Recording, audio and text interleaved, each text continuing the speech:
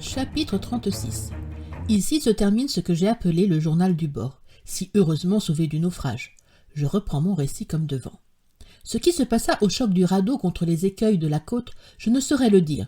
Je me sentis précipité dans les flots, et si j'échappais à la mort, si mon corps ne fut pas déchiré sur les rocs aigus, c'est que le bras vigoureux de Hans me retira de l'abîme. Le courageux Islandais me transporta hors de la portée des vagues sur un sable brûlant où je me trouvais côte à côte avec mon oncle. Puis il revint vers ces rochers auxquels se heurtaient les lames furieuses afin de sauver quelques épaves du naufrage. Je ne pouvais parler. J'étais brisé d'émotion et de fatigue. Il me fallut une grande heure pour me remettre. Cependant, une pluie diluvienne continuait à tomber, mais avec ce redoublement qui annonce la fin des orages. Quelques rocs superposés nous offrirent un abri contre les torrents du ciel. Hans prépara des aliments auxquels je ne pus toucher, et chacun de nous, épuisé par l'éveil des 3 nuits, tomba dans un douloureux sommeil. Le lendemain, le temps était magnifique. Le ciel et la mer s'étaient apaisés d'un commun accord. Toute trace de tempête avait disparu. Ce furent les paroles joyeuses du professeur qui saluèrent mon réveil. Il était d'une gaieté terrible. « Eh bien, mon garçon, s'écria-t-il, as-tu bien dormi » N'eût-on pas dit que nous étions dans la maison de Königstrasse, que je descendais tranquillement pour déjeuner et que mon mariage avec la pauvre Graüben allait s'accomplir ce jour même? Hélas, pour peu que la tempête eût jeté le radeau dans l'est, nous avions passé sous l'Allemagne, sous ma chère ville de Hambourg, sous cette rue où demeurait tout ce que j'aimais au monde.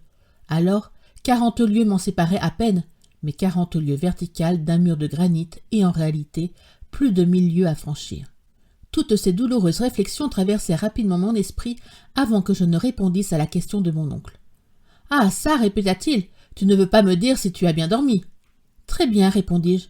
Je suis encore brisé, mais cela ne sera rien. »« Absolument rien, un peu de fatigue et voilà tout. »« Mais vous me paraissez bien gai ce matin, mon oncle. »« Enchanté, mon garçon, enchanté, nous sommes arrivés. » Au terme de notre expédition.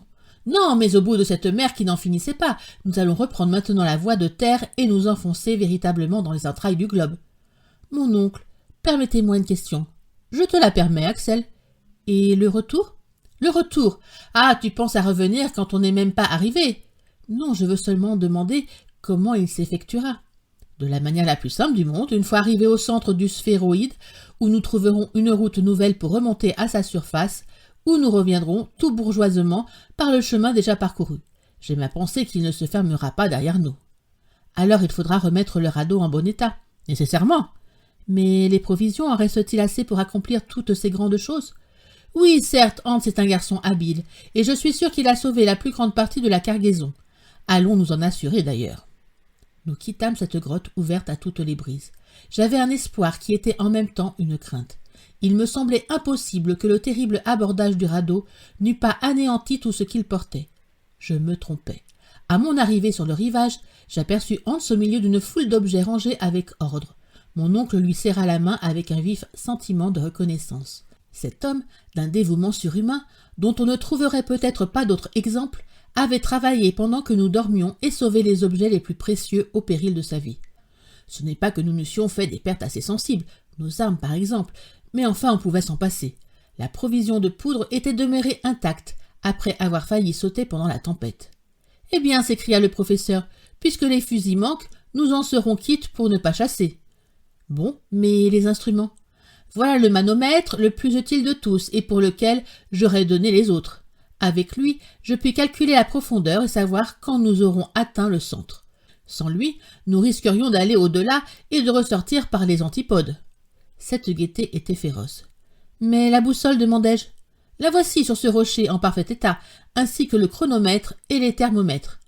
Ah, le chasseur est un homme précieux. » Il fallait bien le reconnaître. En fait d'instruments, rien ne manquait. Quant aux outils et aux engins, j'aperçus éparses sur le sable, échelles, cordes, pics, pioches, etc. Cependant, il y avait encore la question des vivres à élucider. « Et les provisions, dis-je. »« Voyons les provisions, répondit mon oncle. Les caisses qui les contenaient étaient alignées sur la grève dans un parfait état de conservation. La mer les avait respectées pour la plupart, et somme toute, en biscuits, viande salée, genièvre et poissons secs, on pouvait compter encore ce 4 mois de vivres. « 4 mois !» s'écria le professeur. « Nous avons le temps d'aller et de revenir, et avec ce qui restera, je veux donner un grand dîner à tous mes collègues du Johanneum. » J'aurais dû être habitué depuis longtemps au tempérament de mon oncle, et pourtant cet homme-là m'étonnait toujours. Maintenant, dit-il, nous allons refaire notre provision d'eau avec la pluie que l'orage a versée dans tous ces bassins de granit. Par conséquent, nous n'avons pas à craindre d'être pris par la soif. Quant au radeau, je vais recommander à Hans de le réparer de son mieux, quoiqu'il ne doive plus nous servir, j'imagine. Comment cela, m'écriai-je? Une idée à moi, mon garçon. Je crois que nous ne sortirons pas par où nous sommes entrés. Je regardais le professeur avec une certaine défiance. Je me demandais s'il n'était pas devenu fou. Et cependant, il ne savait pas si bien dire. « Allons déjeuner, reprit-il. Je le suivis sur un cap élevé après qu'il eut donné ses instructions au chasseur. Là, de la viande sèche, du biscuit et du thé composèrent un repas excellent et, je dois l'avouer, un des meilleurs que j'eusse fait de ma vie. Le besoin, le grand air, le calme après les agitations, tout contribuait à me mettre en appétit. Pendant le déjeuner, je posai à mon oncle la question de savoir où nous étions en ce moment. Cela, dis-je, me paraît difficile à calculer. À calculer exactement, oui, répondit-il. C'est même impossible puisque pendant ces 3 jours de tempête, je n'ai pu tenir note de la vitesse et de la direction du radeau. Mais cependant, nous pouvons relever notre situation à l'estime. En effet, la dernière observation a été faite à l'îlot du Geyser. À l'îlot Axel, mon garçon. Ne décline pas cet homme d'avoir baptisé de ton nom la première île découverte au centre du massif terrestre. Soit, à l'îlot Axel, nous avions franchi environ 270 lieues de mer et nous nous trouvions à plus de 600 lieues de l'Islande. Bien, partons de ce point alors et comptons 4 jours d'orage, pendant lesquels notre vitesse n'a pas dû être inférieure à 80 lieues par 24 heures. Je le crois, ce serait donc 300 lieues à ajouter. Oui, et la mer Lidenbrock aurait à peu près 600 lieues d'un rivage à l'autre. Sais-tu bien, Axel, qu'elle peut lutter de grandeur avec la Méditerranée? Oui, surtout si nous ne l'avons traversée que dans sa largeur. Ce qui est fort possible. Et chose curieuse, ajoutai-je, si nos calculs sont exacts, nous avons maintenant cette Méditerranée sur notre tête. Vraiment, car nous sommes à 900 lieues de Reykjavik. Voilà un joli bout de chemin, mon garçon. Mais que nous soyons plutôt sous la Méditerranée que sous la Turquie ou sous l'Atlantique, cela ne peut s'affirmer que si notre direction n'a pas dévié. Non, le vent paraissait constant. Je pense donc que ce rivage doit être situé au sud-est de Port Graüben. Bon, il est facile de s'en assurer en consultant la boussole. Allons consulter la boussole.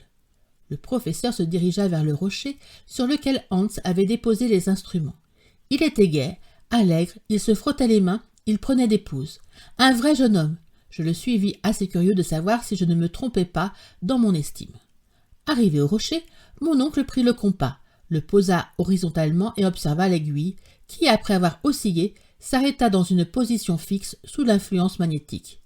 Mon oncle regarda, puis il se frotta les yeux et regarda de nouveau. Enfin, il se retourna de mon côté, stupéfait. « Qu'y a-t-il » demandai-je. Il me fit signe d'examiner l'instrument. Une exclamation de surprise m'échappa.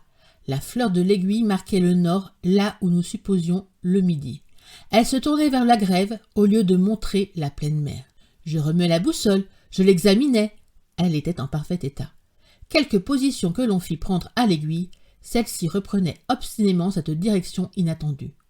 Ainsi donc, il ne fallait plus en douter, pendant la tempête, une saute de vent s'était produite dont nous ne nous étions pas aperçus et avait ramené le radeau vers les rivages que mon oncle croyait laisser derrière lui.